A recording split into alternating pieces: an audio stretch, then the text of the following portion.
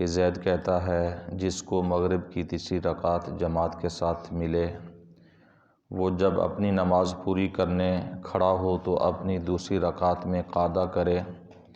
کیونکہ قعدہ کرنا یہ نماز کا حکم ہے مسبوق کے حق میں، اور حق قرات میں حکم اول نماز دارد و در حق قعود حکم آخر نماز مسبوق باقی ماندہ نماز، یعنی قرات کے لحاظ سے اول اور بیٹھنے میں آخر کا کام رکھتی ہے۔ اور امر کہتا ہے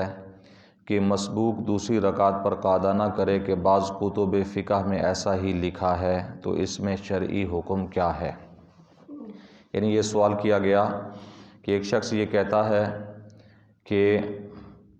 ایک رکعت پڑھنے کے بعد امام کے ساتھ، یعنی جس کی کچھ نماز باقی رہ جائے اور ایک یا دو رکعتیں رہ جائے اور امام کے ساتھ آ کر شریک ہو، اسے شریعت کی اصطلاح میں مسبوق کہتے ہیں، سبقت کیا ہوا، یعنی وہ پیچھے رہ گیا اور باقی جماعت اس سے آگے نکل گئی۔ تو مسبوق کا حکم کہ ایک شخص یہ کہتا ہے کہ قرات کے اعتبار سے اول نماز کا حکم ہے اور بیٹھنے کے اعتبار سے آخر نماز کا حکم ہے، اور دوسرا شخص یہ کہتا ہے کہ قرات کے حالت میں قرات کے اعتبار سے بھی اول کا حکم ہے اور بیٹھنے کے اعتبار سے بھی اول کا حکم ہے۔ تو سوال یہ کیا گیا کہ اس میں کون صحیح ہے اور کس طرح شریعت کا مسئلہ ہے؟ تو اعلی حضرت علیہ رحمہ فرماتے ہیں کہ قول زید کا ٹھیک ہے کہ ائمہ فتویٰ سے اسی کا اختیار مفید ترجیح ہے، اور کتب معتمدہ میں اسی کی تصریح موجود ہے، جیسا کہ در مختار کے اندر ہے کہ قرات کے حق میں وہ اپنی ابتدا نماز اور تشہد کے حق میں آخر نماز تصور کر کے ادا کرے۔ فجر کے علاوہ ایک رکعت پانے والا دو رکعتوں کو فاتحہ اور سورت کے ساتھ ادا کرے اور ان کے درمیان قعدہ بھی کرے، اور 4 رکعت نماز میں چوتھی رکعت کو صرف فاتحہ کے ساتھ ادا کرے اور اس سے پہلے قعدہ نہ کرے۔ یعنی ایک رکعت جس شخص کو امام کے ساتھ مل گئی، تو اب جیسے وہ اپنی نماز مکمل کرنے کے لیے کھڑا ہوگا تو قرات کے اعتبار سے اس کی وہ پہلی رکعت مانی جائے گی، یعنی ایک تو امام کے ساتھ پڑھ لی، اب یہ دوسری ہونی چاہیے تھی، لیکن قرات کے اعتبار سے یعنی اب اس میں ہم نے تلاوت کرنی ہے یا نہیں کرنی ہے، اس اعتبار سے ہم دیکھیں گے تو وہ رکعت پہلی شمار ہے، کیونکہ ہماری پہلی رہ گئی تھی اور ہم نے پہلی ہی سے شروع کرنا ہے۔ ہم نے امام کے ساتھ آخری پڑھی ہے تو ہماری وہ آخری ہو چکی ہے، پہلی ہماری جو رہتی ہے، تو جب ہم کھڑے ہوں گے تو پہلی ہی سے شروع کریں گے۔ تو اس کے اندر ہم حسب سابق، یعنی جس طرح ہم اکیلے نماز پڑھتے ہیں اور پہلی رکعت میں قرات کرتے ہیں، اسی طریقے سے ہم قرات کریں گے۔ ہاں، جب ایک رکعت یہ ہم پہلی رکعت میں قرات وغیرہ کر کے دوسری یہ ہم کمپلیٹ کر لیں گے، تو ایک اعتبار سے یہ پہلی رکعت تھی قرات کے اعتبار سے، لیکن اگر جو امام کے ساتھ پڑھی ہے اگر وہ ملائیں تو اب یہ دوسری رکعت بنتی ہے۔ تو بیٹھنے کے اعتبار سے فقہاء کرام فرماتے ہیں کہ اسے آخری یعنی دوسری رکعت شمار کیا جائے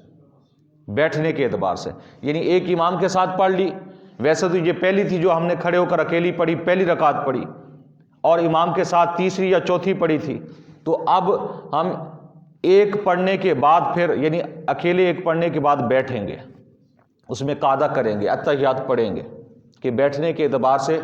امام کے ساتھ والی رکعت کو بھی شمار کیا جائے گا اور قرات کے اعتبار سے اسے پہلی شمار کیا جائے گا۔ تو یہ فقہاء کرام نے فرمایا، تو فرمایا کہ زید کا قول درست ہے کہ قرات کے اعتبار سے پہلی رکعت شمار کیا جائے گا اور بیٹھنے کے اعتبار سے اسے دوسری رکعت شمار کیا جائے گا اور بیٹھا جائے گا۔ اور اس کے علاوہ ایک اور چیز یہاں پر اعلی حضرت علیہ رحمہ نے بیان فرمائی کہ جیسا کہ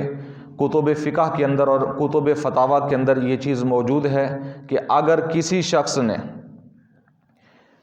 دوسری رکعت یعنی امام کے ساتھ ایک پڑھی اور ایک اکیلے میں پڑھی، اب دوسری رکعت میں وہ نہیں بیٹھا، بھولے سے نہیں بیٹھا یا کسی اور وجہ سے یاد نہیں رہا یا مسئلے کا پتہ نہیں تھا، حالانکہ اسے بیٹھنا چاہیے تھا لیکن بیٹھا نہیں ہے تو اسے سجدہ سہو نہیں کرنا پڑے گا۔ یہاں پر سجدہ سہو کی گنجائش ہے، اس لیے گنجائش ہے کہ فقہاء کرام فرماتے ہیں کہ ایک اعتبار سے یہ رکعت پہلی بھی بنتی ہے، اگرچہ ایک اعتبار سے دوسری بن رہی ہے، ایک اعتبار سے اور ایک وجہ سے یہ پہلی بھی بن رہی ہے، اس وجہ سے قاعدہ تو اسے کرنا چاہیے تھا، اگر نہیں کیا کسی وجہ سے، مسئلے کا پتہ نہیں تھا یا بھول گیا، تو بہرحال سجدہ سہو اس حالت میں اس پر معاف ہے، مسبوق پر، یعنی جس کی کچھ رکعتیں رہ گئی ہیں۔ تو یہ ایک نئی چیز ہے جو ہمارے لوگوں کو پتہ نہیں ہے، تو انہیں ذہن میں رکھنا چاہیے کہ اگر ہم ایک رکعت یا دو رکعت نماز سے رہ جاتے ہیں تو جب ہم کھڑے ہوں گے تو جو ہماری رکعتیں فوت ہو چکی ہیں، پہلی ہماری رہ گئی تو ہم پہلی کھڑے ہو کر پڑھیں گے جس طرح ہم اکیلے پڑھتے ہیں، دوسری ہماری رکعت رہ چکی تو ہم جیسے دوسری پڑھتے ہیں ویسے ہی پڑھیں گے، اگر تیسری ہماری رکعت رہ گئی تو جیسے ہم اکیلے میں تیسری پڑھتے ہیں اسی طریقے سے ہم امام کے بعد کھڑے ہونے کے بعد وہ اسی انداز میں ہم رکعت پوری کریں گے اور قرات بھی اسی انداز میں ہم مکمل کریں گے۔ اللہ تعالیٰ کی بارگاہ میں دعا ہے کہ نبی کریم صلی اللہ علیہ وسلم کے وسیلہ سے ہم سب کو علم دین سیکھنے کی، سمجھنے کی، عمل کی توفیق عطا فرمائے۔ آمین بجاہ النبی الامین وما علیہ الا البلاغ۔